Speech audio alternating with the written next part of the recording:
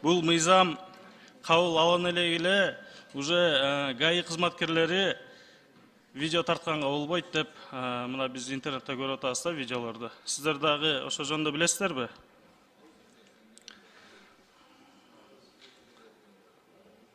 Бул боюнча билебиз, Бактар Алиевич. Бул боюнча эми өткөн комитетте дагы талкуу болду. Дастан Далайбаевич да бул маселени туура көтөргөн. Бул сиз да туура көтөрүп атасыз.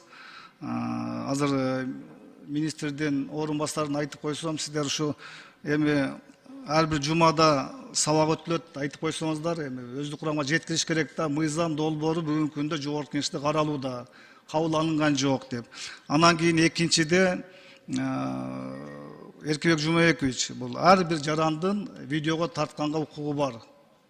Бул жерде мыйзам долбоор иштелип атат, монтаждап, бурмалаган, учурган маалыматты бурмалаган.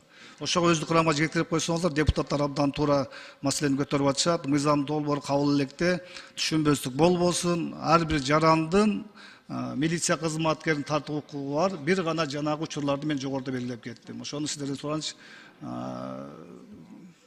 жеткирип койсоңуздар, Эркебек Жумабекович, өздүк курамга макулбу? Саламатсыз, Абдуллаевич. Бул боюнча биз жумуш алып барып атабыз. Мыйзам кабыл алынып калса, биз ар бир подразделенияга өзүнчө окуу өткөрүп, мыйзам түшүндүрүп, кайсы убакта кандай болуш керек экенин түшүндүрүп беребиз, окуу өткөрөбүз. Рахмат. Бактар Алиевич, муну биз жеткиребиз. Азыр да уктуңуз өзүңүзчө. Азыр мыйзам кабыл алына электе эле биздин милиция жол кызматкерлери, мына милиция кызматкерлери ушундай кылып атат да. Эгер кабыл алгандан кийин мен ойлойм башаламан болот деп. Башаламан болот. Анткени мына бүгүнкү күндө видеого тартканга болбойт деп. Эми видео регистраторлорду койгула деп атабыз. Видеого автоунааларга айтып атабыз өзүңөр койгула деп. Анан эмне себептен буларга чектөө коюп атабыз? Эми элдин баарын штраф менен, ушундай менен анан кийин 2 күнгө камайбыз деп эми кыйнай беребиз. Буга бардык коомчулук каршы чыгып атат. Урматтуу министрдин орун басары, мен айтам, ушу мына мыйзамды артка эле кайтарып алсаңыздар, анткени эл каршы чыгып атат. Штраф менен ушундай элди жазалоо менен биз жакшылыкка барбайбыз. Анан юридикалык билими бар, өзү милиция кызматкери, укук коргоо кызматкери болсо анан кантип өзүнүн укугун коргой албайт? Аны кайра сиздерге берип атат, укук коргоп бергиле деп турупчу.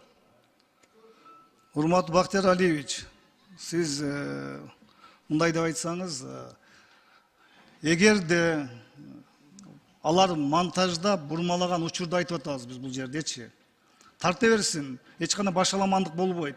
Бардык коомчулук бул жерде каршы чыккан жок. Коомчулуктун кээ бир гана катмар айтып атат бул жактачы. Коомчулук буну колдоп атат. Сиздин сурооңузга жооп берип коеюн, кое туруңуз. Бул жерде бардык коомчулук деп айтпаңыз. Бул жерде депутаттар дагы бар. Бир канча деп сиздин кесиптештериңиз чогуу жазганбыз бул мыйзам долбоорунчу.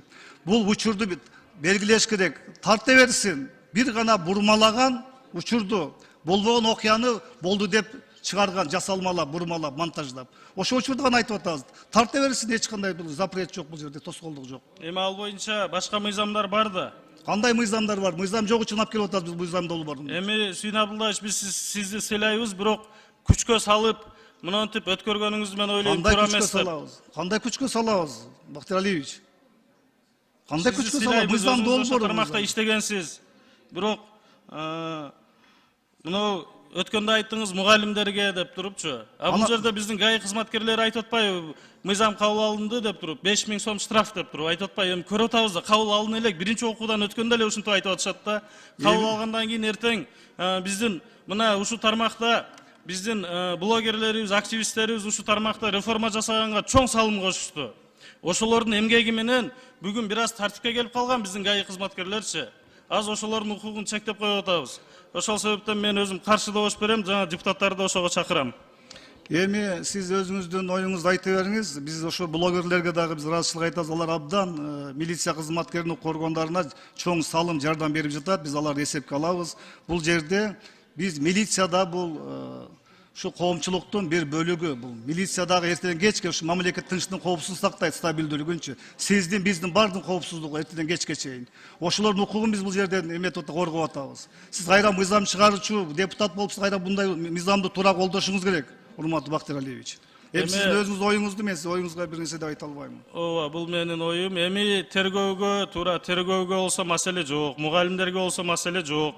Тергөө убагында ансыз деле аны тартканга уруксат бербейт. Тергөөгө киргенде телефонун алып коюшат. Бул көчөдө жүргөн биздин баягы участковыйлар менен милиция жол коопсуздугун камсыз кылган гаилер жөнүндө сөз болуп атат. Ошол себептен мен буга каршы добуш берем. Рахмат чоң. Сиз билесизби, ушу көчөдө жүргөн участковый милиция кандай кыйынчылыкта иштейт? Күнү түнү, ызгарды суукта мына караңыз канча суук, күнү түнү иштейт. Ошолорго ыраазычылык билдиришибиз керек биз бир кайраданчы. Мен аларды билем, кыйынчылыкта иштейт.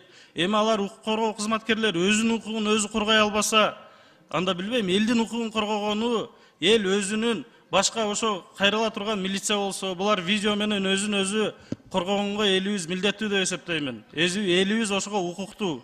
Бардык эле элди кыйноо менен, штраф менен, камоо менен бул жакшылыкка алып барбайт. Эртең тарых астында жооп бергенге убакыт келет. Чоң рахмат.